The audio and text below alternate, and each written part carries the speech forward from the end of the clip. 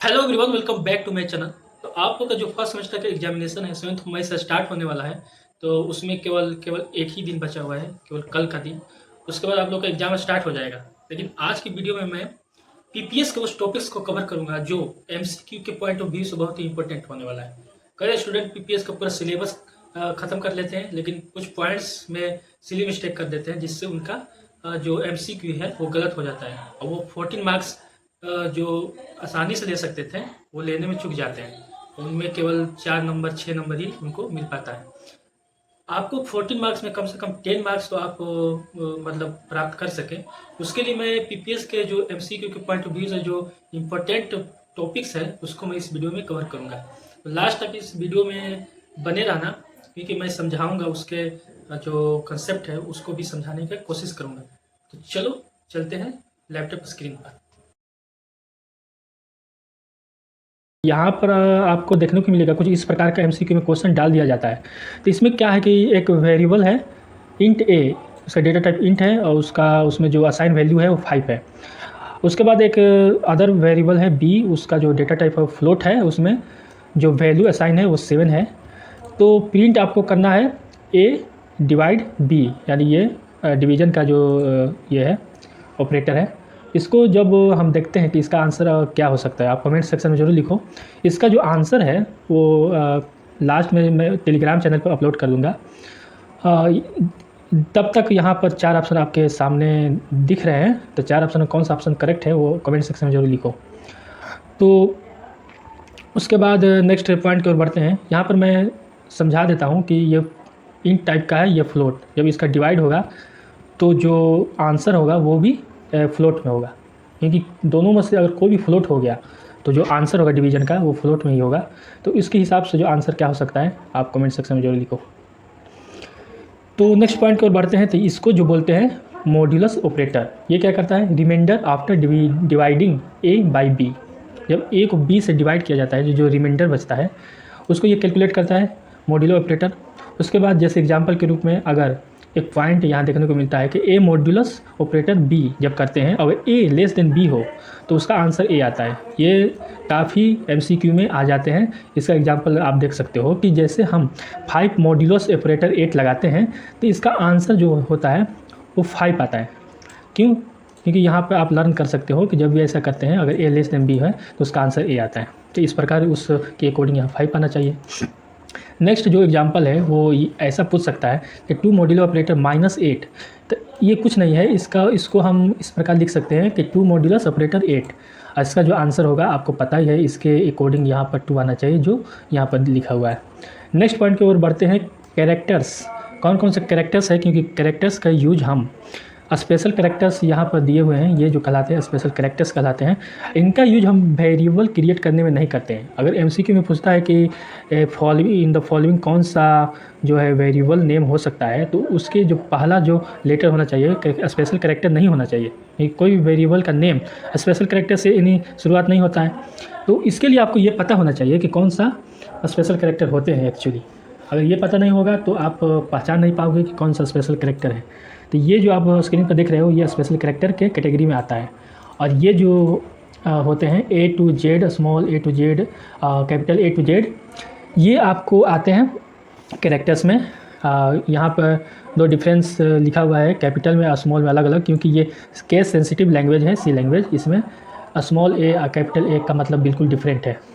उसके next point और बढ़ते हैं आस्की वैल्यू। तो आपको आस्की वैल्यू लर्न होना चाहिए। कैपिटल ए का 65 एंड स्मॉल ए का 97। और इसी प्रकार अगर बी का देखा जाए तो 66 हो जाएगा, इसी प्रकार सी का 67, इसी प्रकार बढ़ते जाएगा। नेक्स्ट बात करते हैं size of data type.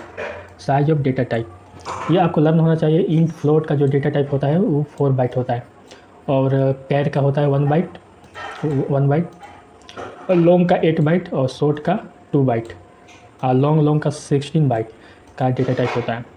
Next एक छोटा सा पॉइंट है जो आपको पता होना चाहिए कि कोडिंग में क्या होता है, फ्लोट का जो वैल्यू होता है अप टू 6 डेसिमल प्लेसेस तक होता है। अगर जैसा कि फर्स्ट क्वेश्चन में आपको देखने को मिला था, उसका जो आंसर इसके पॉइंट के अनुसार आप दे सकते हैं।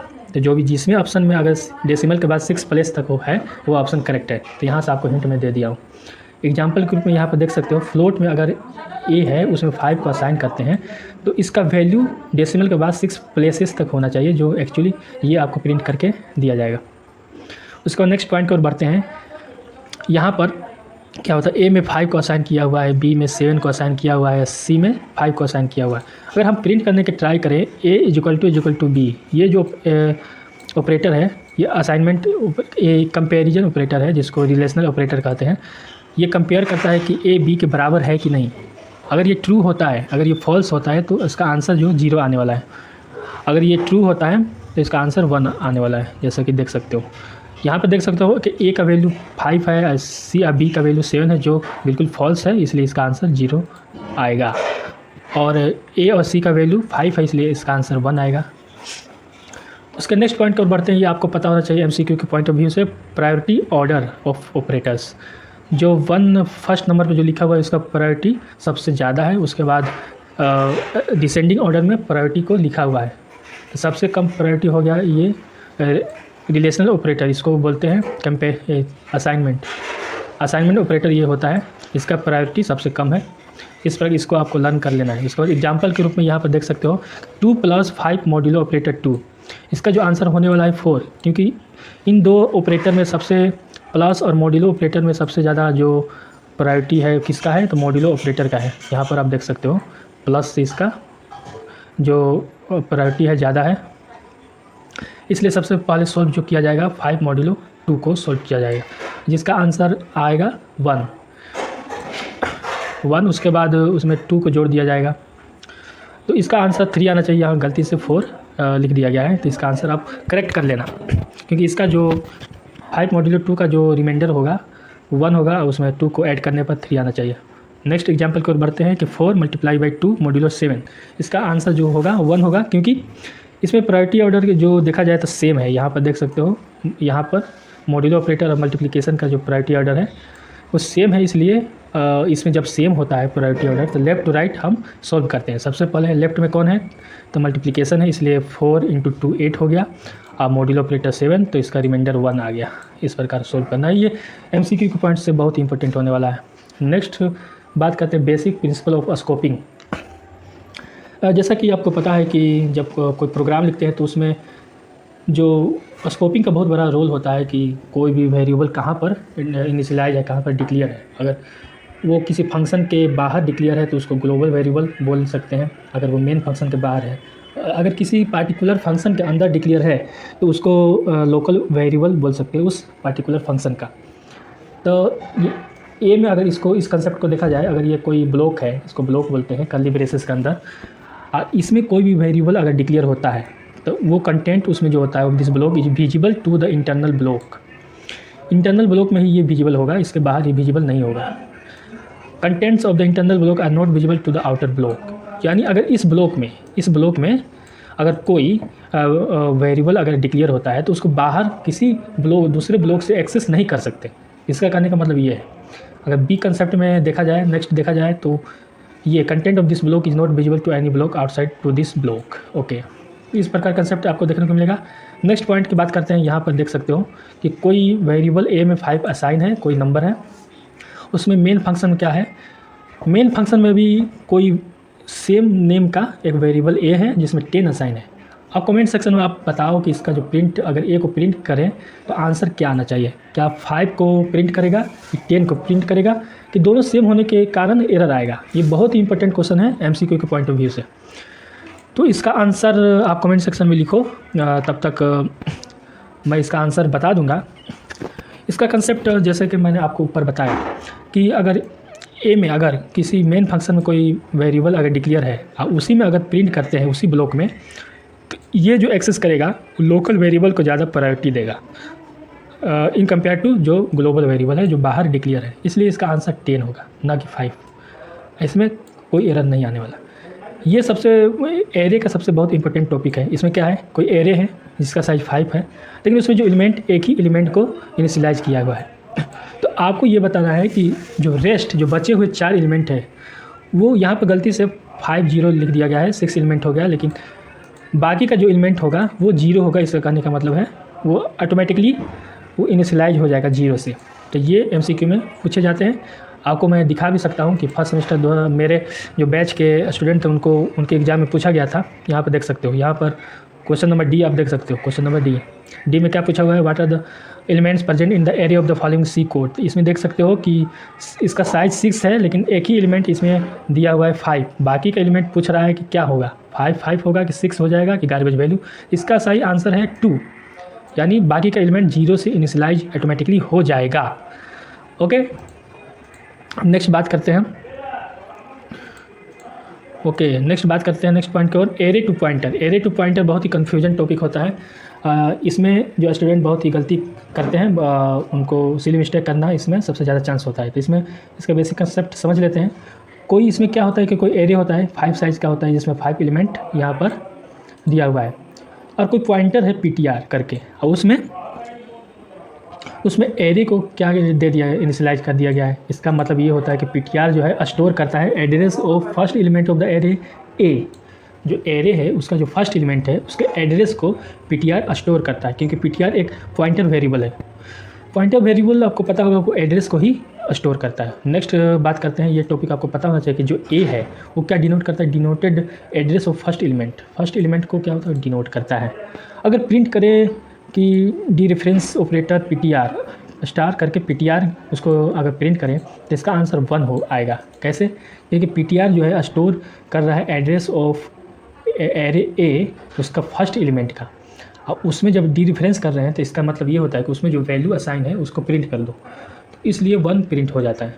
और नेक्स्ट जो इसको अगर प्रिंट करते हैं A+1 को, तो इसका ये मतलब होता है कि एक जिस एड्रेस को पॉइंट कर रहा है उसमें से उसको नेक्स्ट पॉइंटर को मूव कर दो साइज 1 का प्लस 1 का मतलब ये होता है कि उसमें 4 बाइट इंक्रीमेंट कर दो। ओके, अगर ए जो है यहाँ पर पॉइंट कर रहा है 1 पर यहाँ पर आप देख सकते हो 1 पर पॉइंट कर रहा है, तो इसमें 1 को अगर ऐड करते हैं तो ये 2 पर पॉइंट करने लगेगा, और 2 पर पॉइंट करेगा तो इसका जो एड्रेस होगा वो प्रिंट करके आ जाएगा। इसका एड्रेस अगर 1 का अगर 100 है इसका एड्रेस, तो इसका 2 का क्या होगा, 104 होगा। ओके, नेक्स्ट पॉइंट की ओर यहाँ पर देख सकते हो कि अगर इस प्रकार अगर प्रिंट करें इसको, इसका मतलब ये होता है कि it points to the whole array elements. ऐसे लिखने पर पूरे एरे को एलिमेंट्स को क्या करता है, वो पॉइंट करता है। अगर इस प्रकार उसमें असाइन कर दे एड्रेस ऑफ ए, तो इसका ये मतलब होता है एड्रेस एम्परसेंट ऑफ ए का होल एरे। ओके, अगर डबल डी रेफरेंस करके पी को अगर प्रिंट करते हैं तो उसका आंसर 1 आएगा। और ये सबसे बहुत ही इम्पोर्टेंट, वेरी इंपॉर्टेंट कंसेप्ट की ओर बढ़ते हैं। अगर कोई एरे है 2D एरे है, अगर 2D एरे के ith और jth एलिमेंट्स को अगर प्रिंट करना है तो उसको इस प्रकार भी हम लिख सकते हैं। इस कंसेप्ट पर एक क्वेश्चन तुम लोग को पिछले साल जो मेरे बैच के लोगों को जो स्टूडेंट को जो आया था उसमें एक क्वेश्चन देखने को मिलता है। चलो दिखाता हूँ, ये देख सकते हो, यहाँ पर देख सकते हो क्वेश्चन नंबर जे में क्या पूछा हुआ है कि कोई 2D एरे है जिसका जो साइज दिया हुआ है 5, 6, उसको जो पॉइंटर P है जो उसका फर्स्ट एलिमेंट को एड्रेस को वो पॉइंट कर रहा है। यहाँ पर फाइंड करना है ये जो है किसके बराबर, अगर किसके बराबर होगा ताकि ये सेम वैल्यू प्रिंट करेगा इसके। ये जो वैल्यू प्रिंट करता है वो यही वैल्यू प्रिंट करता है। तो इसमें से 4 ऑप्शन कौन सा ऑप्शन करेक्ट होगा। तो जैसा कि आप लोग को कंसेप्ट में बताया था कि अगर i j यहाँ पर है तो यहाँ पर A+i, यहाँ पर j होगा। इस प्रकार एक फार्मूला के रूप में तुम देख सकते हो। तो चलो इस फार्मूला के अनुसार अगर देखते हैं तो यहाँ पर होना चाहिए A+3 और +5। तो आप लोग का जो आंसर होना चाहिए 4th, जो बिल्कुल करेक्ट आंसर है। इसका जो वेरिफिकेशन अगर करना है तो हम VS कोड में जाकर कर सकते हैं। यहाँ पर देखो कोई एरे है जो 5:6 का कोई 2D एरे है, उसमें जो एक पॉइंटर है जो उसका फर्स्ट एलिमेंट को एड्रेस को स्टोर कर रहा है। अगर इसको अगर प्रिंट करें उसी सेम इसको भी प्रिंट करें तो आपके अनुसार क्या वैल्यू सेम आना चाहिए। अगर वैल्यू सेम आता है इसका मतलब ये इक्विवेलेंट है इसके, ये जो है वही प्रिंट करता है जो ये करता है। अगर वैल्यू सेम आता है, चलो इसको प्रिंट करके देखते हैं। जैसे इसको प्रिंट करते हैं यहाँ पर देख सकते हैं 24 आ गया, यानी दोनों ने 24 प्रिंट किया। इसका क्या मतलब है कि इसको ये लिख सकते हैं। तो क्वेश्चंस में यही पूछा गया था, क्वेश्चन में यही पूछा गया, तो इसको हम क्या लिख सकते हैं, जो सेम वैल्यू प्रिंट करे तो इसको हम ये लिख सकते हैं। उसी प्रकार यहाँ पर कुछ MCQ है जो जिसका आंसर मैं यहाँ टिक कर दिया हूँ, तो इसको आप देख सकते हो और लर्न कर सकते हो। यहाँ पर देख सकते हो आप, बिल्कुल यहाँ पर देखने की बात है कि जो क्वेश्चन नंबर जी है उसमें क्या है, सी कौन सा लैंग्वेज है, प्रोग्रामिंग लैंग्वेज। सी जो होता है ऑब्जेक्ट ओरिएंटेड नहीं होता है, तो इसका आंसर हो जाएगा 2 प्रोसीजरल लैंग्वेज ये होता है। ओके, इसका जो आंसर होगा यहाँ पर देख सकते हो, यहाँ पर जो मेमोरी एड्रेस 1400 दिया गया है बेस एड्रेस। अगर यहाँ पर एलिमेंट 14 का एड्रेस अगर फाइंड करना हो तो यहाँ पर देखो कितना एलिमेंट है, 5, 10। तो यहाँ से अगर बेस एड्रेस यानी 1 का एड्रेस 1400 है, यहाँ से कितने स्टेप हम आगे बढ़ते हैं, 10 + 13 यानी 13। तो 13 जब बढ़ते हैं यानी एक स्टेप, एक एलिमेंट आगे बढ़ते हैं तो कितना बाइट का इंक्रीमेंट होता है, 4 बाइट का। तो 13 जब बढ़ेंगे तो 48 आ जाएगा। आप 48 पे जब आएंगे इंक्रीमेंट करेंगे तो 1448 पे एलिमेंट नंबर 13 पे आ जाएंगे। अब 14 पे आने के लिए जो एड्रेस हो जाएगा 1452, इसका आंसर होगा 1452। ओके, आई का आप देख सकते हो। एच का बहुत ईजी है, कौन सा वेरिएबल करेक्ट है, तो 1 जो है बिल्कुल करेक्ट है, क्योंकि इस प्रकार हम लिख सकते हैं। इसमें स्पेस है जो वाइट स्पेस होना नहीं चाहिए था। इसमें भी बिल्कुल ऐसा ही है, इसमें ऑल करेक्ट हम क्यों ही बोलेंगे, बिल्कुल। और यहाँ पर देख सकते हो। तो ठीक है, यहीं पे इस वीडियो को एंड करते हैं। तो आप लोग को इतना ही कंसेप्ट बताना था जो बहुत ही इंपॉर्टेंट है MCQ के पॉइंट ऑफ व्यू से। तो इसका जो PDF है मैं टेलीग्राम चैनल पर पोस्ट कर दूंगा। चलो मिलते हैं नेक्स्ट वीडियो में। Thanks for watching. जय हिंद।